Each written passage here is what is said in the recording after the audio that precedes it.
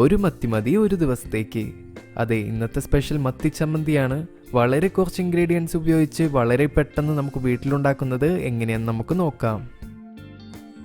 ഞാനിവിടെ എല്ലാ ഇൻഗ്രീഡിയൻസും ഈ മിക്സി ജാറിലേക്കാണ് ചേർത്ത് കൊടുക്കുന്നത്. നമുക്കിതിലേക്ക് ഈ ചുവന്നുള്ളി ചെറുതാക്കി അരിഞ്ഞത് ചേർത്ത് കൊടുക്കാം.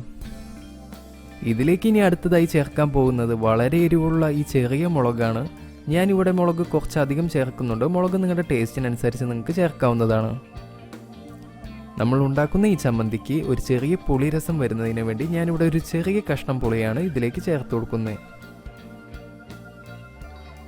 ഇതിലേക്ക് നമുക്ക് നമ്മുടെ മെയിൻ ഇൻഗ്രീഡിയൻ്റായ ഈ മത്തി ചെറിയ കഷ്ണങ്ങളാക്കിയിട്ട് ചേർത്ത് കൊടുക്കാം. ഇനി അവസാനമായി നമുക്ക് ഇതിലേക്ക് കുറച്ച് ഉപ്പ്, ഞാനിവിടെ ഒരു 1/2 ടേബിൾ സ്പൂൺ ഉപ്പാണ് ചേർത്ത് കൊടുക്കുന്നത്. ഉപ്പൊന്നും നിങ്ങളുടെ ടേസ്റ്റിനനുസരിച്ച് ചേർക്കാവുന്നതാണ്. ഇപ്പോൾ നമുക്ക് ചമ്മന്തിക്ക് വേണ്ട എല്ലാ ഇൻഗ്രീഡിയൻറ്റുമായിട്ടുമുണ്ട്. നമുക്ക് ഇതിനി അരച്ചെടുക്കാം.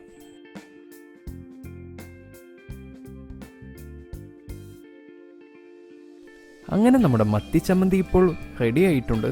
നമുക്ക് ഈ ചമ്മന്തി ഈ ചെറിയ ബൗളിലേക്ക് മാറ്റാം.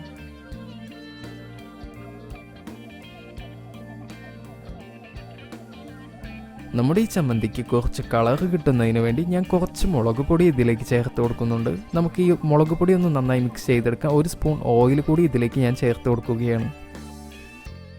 ഞാൻ ഈ ചേർത്തിട്ടുള്ള മുളക് പൊടി നിങ്ങൾക്ക് കുറച്ചുകൂടി എരിവ് താല്പര്യമുണ്ടെങ്കിൽ, അതല്ല ഈ ചമ്മന്തിക്ക് കുറച്ച് കളർ താല്പര്യമുണ്ടെങ്കിൽ മാത്രം ചേർത്താൽ മതി. നമുക്ക് ഇതൊന്ന് നന്നായി ഒന്ന് മിക്സ് ചെയ്തെടുക്കാം. അങ്ങനെ നമ്മുടെ മത്തി ചമ്മന്തി ഇപ്പോൾ റെഡി ആയിട്ടുണ്ട്. നിങ്ങളെല്ലാവരും എൻ്റെ ഈ റെസിപ്പി വീട്ടിൽ തീർച്ചയായും ട്രൈ ചെയ്ത് നോക്കണം. നമ്മുടെ ഉച്ചത്തെ ഊണിനോടൊപ്പം കഴിക്കാൻ വളരെ ടേസ്റ്റിയായിട്ടുള്ള ഒരു ചമ്മന്തിയാണിത്. നിങ്ങൾക്ക് എൻ്റെ ഈ റെസിപ്പി ഇഷ്ടപ്പെട്ടിട്ടുണ്ടെങ്കിൽ ലൈക്ക് ചെയ്യുക. തുടർന്ന് നിങ്ങളുടെ ഫ്രണ്ട്സിനും റിലേറ്റീവ്സിനും ഈ റെസിപ്പി ഷെയർ ചെയ്യൂ. നിങ്ങൾ എൻ്റെ ചാനലിൽ പുതിയതാണെങ്കിൽ മറക്കാതെ ഈ ചാനൽ സബ്സ്ക്രൈബ് ചെയ്യൂ. And see you on next recipe.